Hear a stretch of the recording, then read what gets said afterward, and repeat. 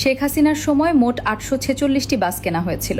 সেই বাসগুলো থেকে 14টি বাস গোলাপি রং করে মহিলা বাস সার্ভিস হিসেবে চালু করা হয়েছে। নেওয়া হচ্ছে নিজের নামে ক্রেডিট। বিশ্বাস হচ্ছে না আপনাদের? আসুন প্রমাণ সহ দেখি পরের রিপোর্ট। সারাদিন ঢাকঢোল পিটিয়ে বলা হলো মেয়েদের জন্য আলাদা বাস নামানো হয়েছে, কত প্রচারণা, কত বাহবা। কিন্তু আসুন আসল কাহিনীতে দেখি।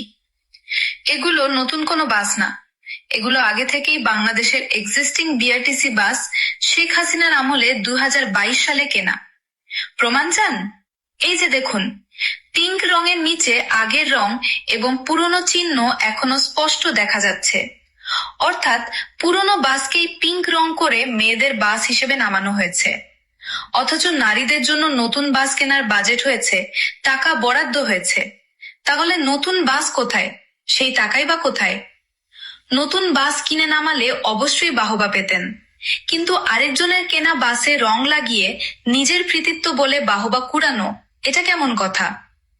পপুলিস্ট বাণী আর মিথ্যা বয়ান দিয়ে কতদিন? এভাবে চলে না, চলে না।